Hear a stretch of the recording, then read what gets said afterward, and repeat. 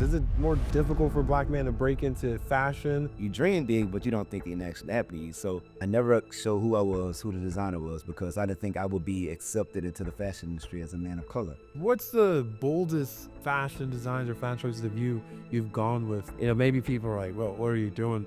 Huh. What was that like, that feeling?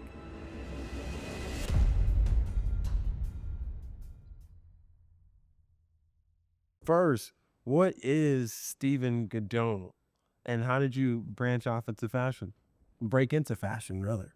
Stephen Goudeau is basically it's not even a clothing line, it's a brand.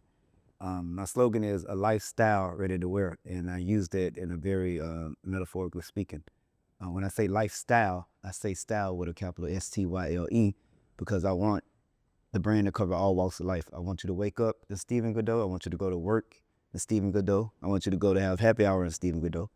Yeah. As well as getting married as Stephen Goudeau. I want it to be a lifestyle. It's a lifestyle ready to wear. Yeah, I see a lifestyle, all encompassing there, and of every walks of life and how a person really wants to approach it, and the style aspect there. Yes. I'm also curious to know, with Stephen Goudeau, as a Black man, what were the challenges? Is it more difficult for a Black man to break into fashion?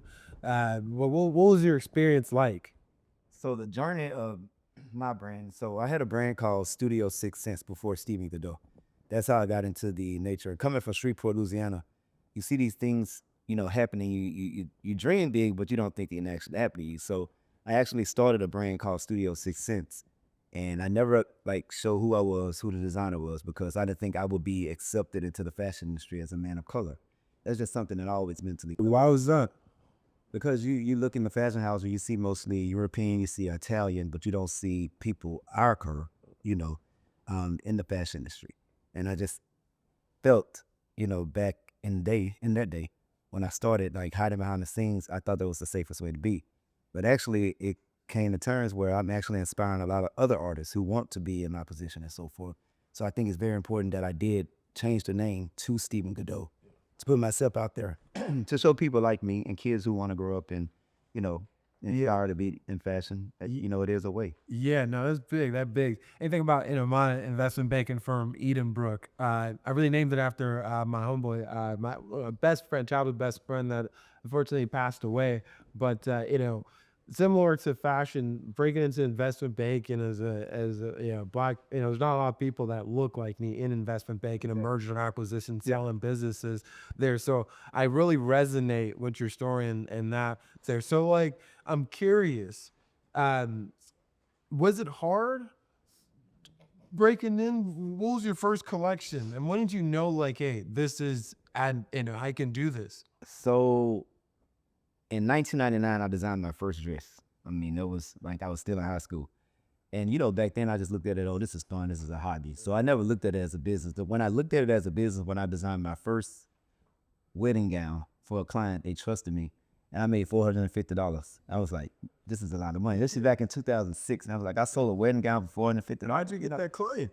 Well, through one of my cousins. It was one of her coworkers. So she said, doesn't your cousin design? She said, I just want a, simple wedding dress. And it was a satin wedding dress that to this day it'll still be relevant. And that actually plays in the part of the brand where I designed timeless versus trend. So that dress 20 years ago, it was 2004, 2005.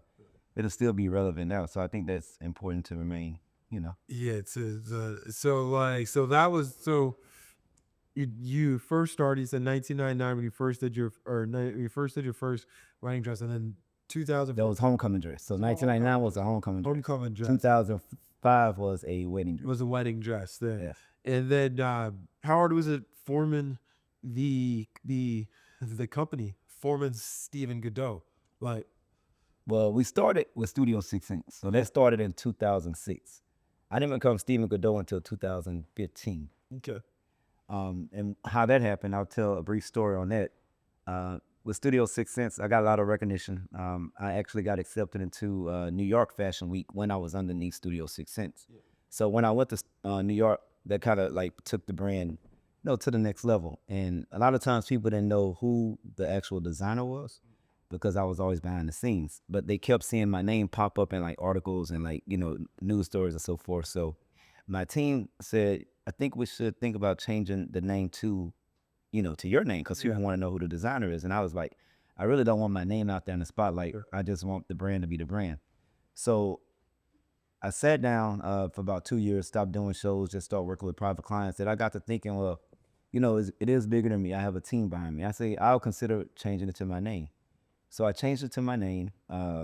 But my name is Stephen with a V, but the brand is PH. So Stephen is kind of like my alter ego, but I get to keep my name, so I'm safe there. Oh, But I yeah. changed the brand to Stephen with a PH.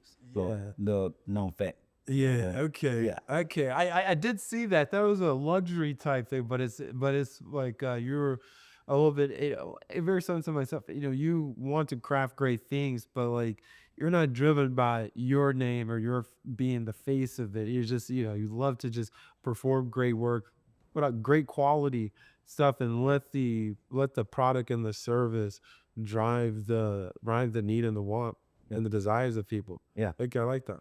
Yeah. So okay, cool. What was your first collection? My first The collection, 2015 was when it became Stephen Stephen Goudeau, Goudeau. right? So my first Stephen Goudeau collection, I would say it was called Salem. Called Salem, Salem. like the witch trial. Yeah, Salem witch okay, trial. interested.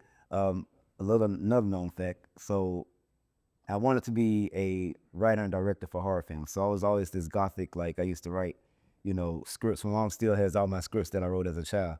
And that's something I still want to do is actually, I want to write and direct horror films, but I do incorporate it into my visuals and my marketing when I do certain collections. But to say that, so Salem was the collection that I started, my first collection in Stephen Goudeau. And basically what it was, so I just I used to study the Salem witch trial, and a lot of, innocent, women and men were actually executed because they thought they were accused of being witches. And, a lot of those people, they feel isolated. So at that time in my life, I did feel isolated as, a person. I didn't feel like I had anyone to turn to. So I kind of like relate my personal life into my visuals when I bring them to life. So so that was my first collection, Salem. Okay, cool, cool. Yeah. Cool. Yeah. I'm curious, what's the boldest fashion designs or fashion choices of you've gone with that maybe people are like, well, what are you doing? But you stuck by it, and it performed pretty well. Huh. Let's see. I would say when I took a white satin gown for my New York Fashion Week show in 2022. And what I did was, that was the finale of the show. It just wasn't doing enough for me. So what I did was I took the theme of their collection, which was called Purgatory at that time. I had an artist paint a canvas of Purgatory. But then I told him, let's take that and let's paint this white satin dress, and we're gonna send it down at the end of the runway. So I would say that was like I took a expensive, I took an expensive ass dress, and we painted over and just painted my full vision on this white dress. Wow, what was the response? They a standing ovation. Well, okay, you Yeah. took a risk and paid off. Yeah, Or, yeah. it makes me think about, there are very few, blunt, iconic fashion designers or, in the industry. Think about Kanye, Pharrell, and then we have like the luxury houses like the, Versace, Gucci. How does Stephen Goudeau compare to his interest of black man to the icons that readily come to people's minds when they think about black fashion designers, and as well as maybe the luxury brands that typically people recognize quickly. So what I've learned, and my publicist tell me this all the time, she said, remains true. Shout out to Bliss. She's right So there. hopefully, But she always tell me to remain, who I am with my brand. And that's what I learned. People fall in love with the story, the brand, because of what the story is behind it. And so I don't see competition. I don't know if that, sounds very Kanye, but I don't see competition. I think I create my own lane, and my client is my client. I say if it's a black Stephen Goudeau dress there, if it's a black Tom Ford dress, if it's a black Versace dress, I feel my client is going to come to Stephen Goudeau and they trust, the designer, they trust the brand. They're going to stay consistent with me. So I don't see competition in the industry. I think we create our own lane, and that's what keeps it going. and that's what aids and differentiates Stephen Goudeau from the others. Yes, and again, I definitely want the Stephen Goudeau name to be with the Coco Chanel, the Valentino, the Ralph Laurents. I want the Stephen Goudeau name to be there. Yeah, thank you. And And let me, I'm curious, right? Because luxury brands are known for their high prices and the exclusivity, and that's what like drive it. Is that a driven aspect of Stephen Goudeau, or is it accessible Well, to to? me, luxury, I just think luxury to me, it's a lifestyle. I think it's a way of living. And I think when we try to like just associate luxury with price, I don't think that's what we should do. I think we should really look at luxury as a lifestyle. And that's how I look at the Stephen Goudeau brand. Like I want that person to wake up in Stephen Goudeau and, go to sleep and die in Stephen Goudeau, you know? So I want it to be the lifestyle that, my client lives. Yeah, I see. So, like more than okay, so like everyday brand for people, but have that tailored and high quality aspect of look. Because the Stephen Goudeau brand, it starts everywhere from athletic. Like you can go work out in Stephen Goudeau, have pieces that you can work out in, and you can take those pieces that you work out in and like throw a blazer on top, and you can go straight to work. And then when you get off work, you can take the blazer off and go have a cocktail, let your hair down. I have everything from resort to yacht, to galas to weddings. So it covers the lifestyle of the client. Okay, I'm curious. So if Stephen Goudeau was to design a set outfit for Pensei Qualos on It's Not That Hard, what would that look like? I definitely see a lot of neutral tones. I see some mochas. I see a very easy, breathable fit. Something that you can go play golf in, and maybe throw a blazer on, go have a scotch at a dinner. Yeah, okay, I like that. I like that. Okay, so chill, but It's versatile. flexible, Yeah, versatile. yeah, Yeah, versatile. Okay. yeah. Because I take all the times, like especially I don't know, but the fall winter that's my favorite collection because you get the layer, you get the like have fun. Valentino too. So it's definitely like you can take like a hoodie that you probably go shoot hoops in, but then you throw a trench coat, Stephen Goudeau trench coat with the hood on top, and a pair of joggers, and a pair of Yeezys, Gucci bands, whatever. And Yeah. I just think you can switch it up as much. Yeah, okay. I hear all the time, the kids say, put that shit on or put the drip on or, like that. So what does that look like for Stephen Goudeau to put the drip on? Just depending on how I'm feeling. Like today, I just feel I don't know. I'm matching up to you, so I had to fit the scene. So I didn't even know how to dress, so I just was Stephen Goudeau. Like today, I have on this I like brown I suit. like Yeah, the boots. yeah, this Stephen My Goudeau. brother was asking where to get the boots from. These are actually surprisingly do Steve Madden. Steve, Yeah, okay. yeah, these Steve Madden. But everything else Stephen Goudeau, from the linen shirt, the suit, the brooch, and Yeah. yeah. What do you see in the, my experience, and you can tell me differently, right? I haven't, historically heard, Dallas being a fashion center there. I know we hear the London, Milan, LA, New York. What are you seeing in the Dallas fashion scene that is really invigorating you? When I first moved to Dallas, what I did notice, and I used to just go walk the malls a lot of times, like during the day, I see a lot of people shop out of the window. Like they'll buy what's in the window. Like they don't have any innovation. Some people don't have any innovation. They just buy what's on the mannequin. Like for me, if I go shopping, I'm going to buy pieces. I never buy an outfit. Like I'm going to buy a piece, I throw it in my closet. I'm like, oh, it's time to wear that. I can wear that. Profit that. But what I've learned with Dallas, it is it has gotten a lot better. I will say that. In which ways? Huh? In which way has it gotten better? I see a lot. Well, with a lot of people moving from all coasts, I just see a lot of fashion coming into Dallas a lot.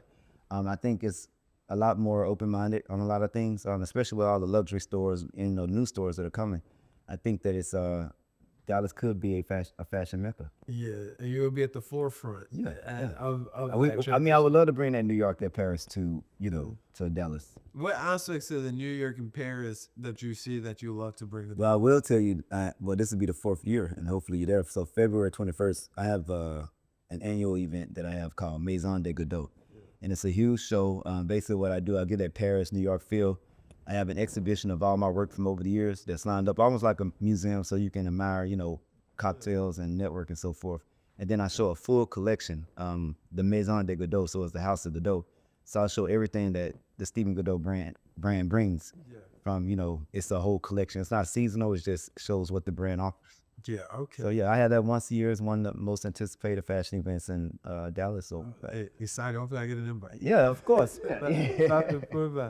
Something I'm curious about here, because when we first met, and for the audience there may not know, but you were a senior level at AT&T there while you built up while you built up your company, Stephen Goudeau, and you left earlier this year, right, to fully Yeah. jump head first. Yeah. And what was that like? Like, how did you know? How hard was that? How did you overcome that fear? What It did was that very feel hard. like to, yeah. So I was with AT&T for 17 years. Yeah. You know, and I appreciate everything AT&T did for me. I learned a lot, you know, with, you know, work-life balance from leadership and, you know, basically, you know, maintaining my own business. But it was very hard. The first thing I thought about was when I tell my parents I'm going to quit a job after 17 years, I'm thinking like, Yeah. what the hell are you doing? You know what I mean? Like, you know, are you crazy? And I heard a lot of that from, you know, people around me, like even like my friends and so forth. And that got to thinking, they like, man, you stupid. Like, you know, they'll say that. And then I had to think about these are people who actually had dreams themselves, but they didn't bet on themselves. And I managed to build a whole brand working a corporate job for 17 years. And I just got thinking like, done a lot, you know. But and so this year I just say, you know what, I'm gonna bet on myself. I just got really fed up with a lot of things at work, and I think that was just, you know, the universe, God, whatever have you. I think that just pushed me to say, hey, it's that time. It's that time to do it. And I just bet on myself this year. No, that's great. I'm curious, what advice you have for people that dealing with the same conviction that you have earlier this year to take that leap of faith? Well, I just tell, and this is a quote I use. I said, learn how to balance a dream and a job until your dream becomes your job. You know, don't be crazy and just jump out there on foot. I mean, hey, if you have a backup plan, cool, but I just don't jump out there on faith. But I always remember to balance a dream and a job until your dream becomes your job. Yeah. Okay. And for you, that dream became a job after years of building off, Yeah. you know, Stephen Goudeau, like collection. There, what does your men's collection look like? It's still, I mean, I'm always constantly building, like, Yeah. but I'm always the prototype for it. Like, I'll come out with a prototype just to get the reception. But my focus right now, of course, is the overall brand. Women is my most, how can I say, consistent, because that's what I started with. But I do like one-on-ones sometimes just to try, just to get the reception. But the men's line, it is coming, you know, in full-fledged. So yeah. What kind of pieces will you have in the men's collection? It'll basically be the everyday wear. It'll be suits. It'll be just say yacht wear, resort wear. Yeah, just lounging. Yeah. Everything that Stephen Goudeau owns. So everything in the brand, it basically represents my lifestyle. You know. Yeah, okay, I like that. I like that. So I've seen a lot of times fashion brands doing collaborations. Are there any collaborations on your horizon? Well, right now I am working with a brand. I am creative director of a brand called we call it MLAC, and basically it's Move Like a King, and that is another lifestyle brand that I'm working with now. You can see a lot of Stephen Goudeau, you know, touches in, because I'm the creative director, of course. But we're gonna bring like a luxury fit for, you know, men to actually just enjoy themselves and move like a king. You know, you can work like a king, you can party like a king, you can live like. Yeah. Like, how'd you decide to collaborate with that company? Like, well, what went into? Well, I get people coming to me all the time, like, Stephen, help me start a clothing line. And I was like, I can't help you start a clothing line, but I can help you start a brand. And like I said, behind the brand is the story. So I'm working with Travis. That's one of my friends who he's over Inlet. And he told me like his story, like behind the actual brand. And so when you tell me that story and I see how passionate you are about it, I'm going to do everything I can to bring it to life. So basically, it's the story behind the brand. The story. So what, you know, examples of some stories, or what stories do a person that wants to craft a brand? What's really important to have in your story to make it, you know, palatable to create a brand? How you going to inspire the world and change the lives of others? Yeah, I see. How you inspire the world. So to have a sense of, it's a change. So having a sense of not looking at yourself, but the impact you have outwardly and external there. Well, Not self-centered, but more selfless. So, for example, you know, I've been in British Vogue magazine. I've done a lot, but I would say one of my biggest accomplishments, and this is to me, was a kid did a Black History project on me. Oh, Yes, and the teacher sent me a message in Messenger, and when you're not friends with him, of course, it goes to Never Neverland. But I don't know what it was that made me click inside my, you know, my junk mail, and I pulled up this long paragraph. She said, "You'll probably never ever read this," but she said, one of my students did a Black History project on me. No lie, I cried because I was like, a Black History project on me, that's big, that's huge. And so, I got to thinking, I was like, man, I got to send this child something. So I was going to send him, a Stephen Goudeau care package with a whole bunch of items. And I was like, no, I got to do something bigger. So I actually flew out and surprised this child at school. I got in touch with the principal. We got the news and everything, and I just wanted to let him know, hey, you inspired, as I inspire you. You inspire me just as for doing a Black History project on me. So I would say when I found out, my purpose is bigger with the Stephen Goudeau brand, that's what really like touched me, and that's why I moved forward with it. Dude, that's actually pretty cool. Where was the student? So he was actually in Louisiana. Louisiana. Okay, that's awesome. That's actually. But the thing is, the kid wasn't even from Louisiana. He was from in Cincinnati, but they had moved to Shreveport. And I asked the teacher. She said, "Well, we just Googled like who we wanted to be. The kids had to pick out I guess an industry that they want to be in. They Googled, and I came up, and I was from Shreveport, and he did the Black History project on me. You mentioned Vogue. Get into Vogue. How was that? So when I changed the name to Stephen Goudeau in 2015, I got in British Vogue. The Condé Nast, they're the publishers for Vogue. They reached out to me, and they found out. They said they found me from a hashtag, and hashtags back then wasn't like really a big deal. But they found me for a hashtag, and they did a article on me in British Vogue. So how did that make you feel? I mean, there are no limits. The only limits is where we cap our mind. Me from Shreveport, Louisiana, and British Vogue magazine. You know what I mean? Yeah, that's half the world away. And to start off, just whether it's a homecoming dress, first I'm doing a wedding dress in 04, 05, and then 15 started 2015 launching the company, and then didn't get I imagine you articulate a little bit more of the emotions. Was it self-gratification, inspiration? What was that like? That feeling?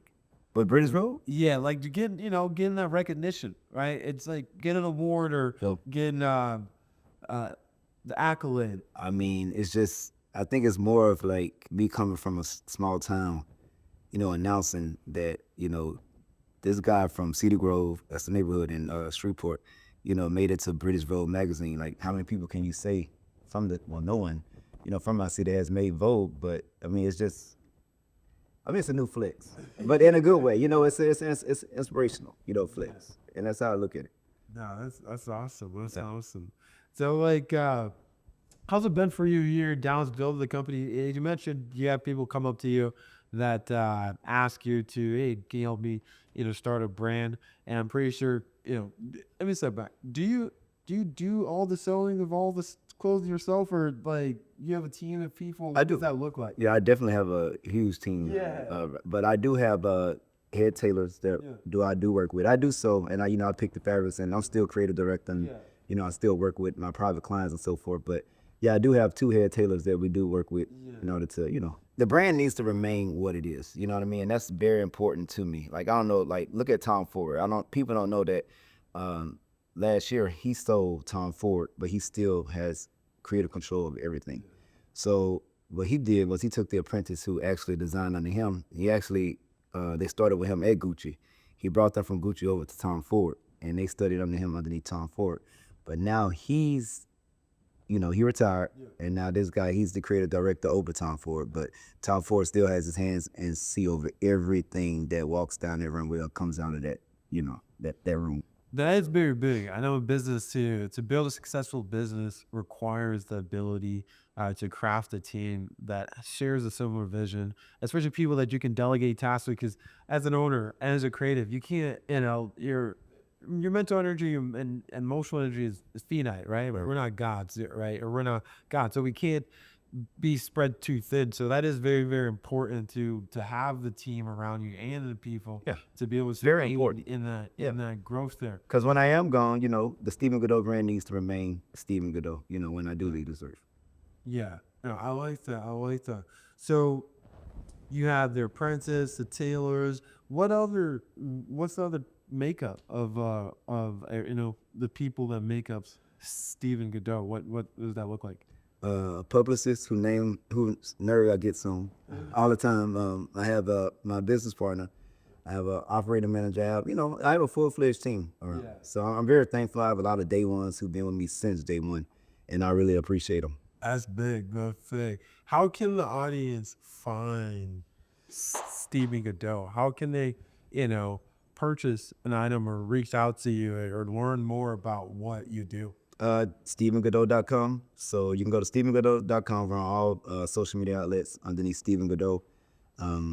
Just contact us if you need a custom, need wedding gowns, suits, you need a hoodie. Yeah. Hell, if you need what now? Hey, A brooch. I got you. I got everything. Yes. yeah. Okay. Okay. So your website as well as social media, people can find and look for Stephen Goudeau. Or Google Stephen Goudeau. Or Google Stephen Goudeau. Yeah. Okay. Awesome. Awesome. Awesome. So I know you mentioned the upcoming annual show there, as well as new men's collection coming out.